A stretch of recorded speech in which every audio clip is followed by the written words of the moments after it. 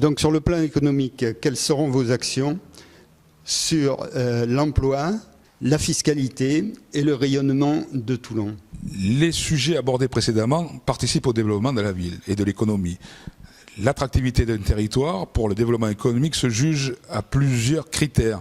Des transports modernes, des services publics efficaces et disponibles, proches, de proximité, des équipements culturels aussi pour attirer ce qu'on appelle les couches moyennes supérieures, du logement. Puisque si on veut de l'attractivité économique, il faut loger les salariés, si on veut attirer aussi les entreprises. Donc tout ça, il faut créer déjà les conditions de l'attractivité économique, c'est celle-ci. Puis on peut aller plus loin.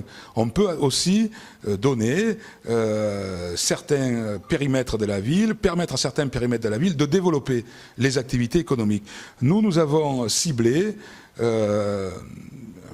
bel équipement futuriste que l'on aménagera, c'est l'ancien hôpital Chalucé. Il y a près de 10 000 m², c'est à quelques minutes de la gare SNCF, donc parce que aussi pour développer des pépinières d'entreprise, il ne faut pas que les gens fassent beaucoup de trajets dans la ville. Donc c'est assez, on sort de la gare, on est à l'hôpital Chalucé. Donc on en fera une d'entreprise pour start-up, un hôtel des technologies.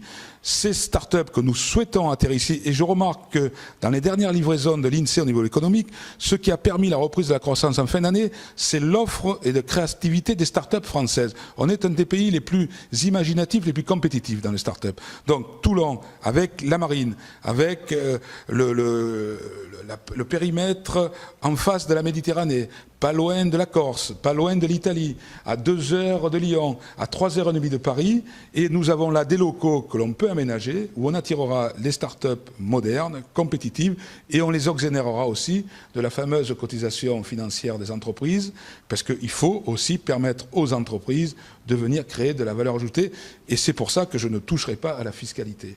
Nous ferons ce programme à coût constant, à fiscalité équivalente, d'abord parce qu'on paye déjà beaucoup d'impôts à Toulon, que les gens ne peuvent plus, entre les impôts d'État, les assurances, les taxes, etc.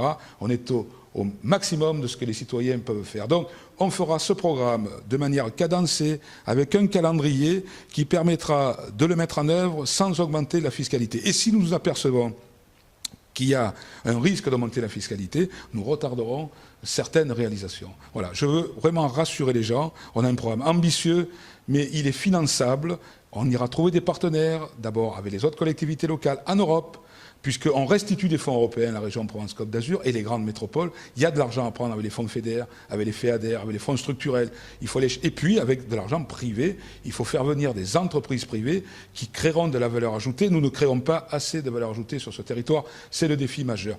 Il n'y a que 6% d'emplois très qualifiés dans l'aire toulonnaise, et ce n'est pas assez. Voilà, en moyenne, c'est entre 10, 12, voire 15 avec les grandes villes comme Toulouse ou Grenoble. Nous ne sommes pas dans la même catégorie que Toulouse ou Grenoble, mais nous pouvons aller à 8, à 9%, 6% d'emplois qualifiés, et grâce à la marine et à l'armée, c'est très insuffisant pour une grande métropole en devenir comme celle de Toulon. Donc le défi majeur, outre la démocratie locale, outre la solidarité, la jeunesse, c'est la création de richesses. Voilà.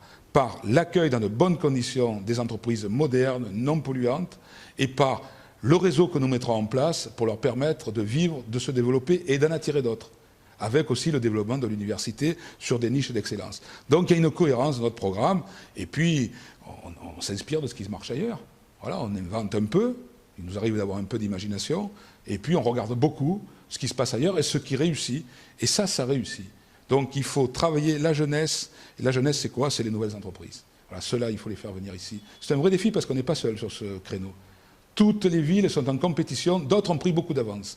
Donc il faut travailler rapidement et de manière très cohérente et avec la volonté de poursuivre. Voilà, de ne pas s'arrêter à la première difficulté et de ne pas changer son fusil d'épaule à la première difficulté. Voilà, maintenir un axe. L'axe, c'est la création de richesse par la dynamique économique. Et puis après, tout découle de ça, y compris les rentrées fiscales. Parce que si on fait créer de la valeur ajoutée, on a des rentrées fiscales et ça permet de faire baisser la pression fiscale. Donc ce programme est cohérent, mais c'est un cercle vertueux. Voilà, c'est un pari aussi.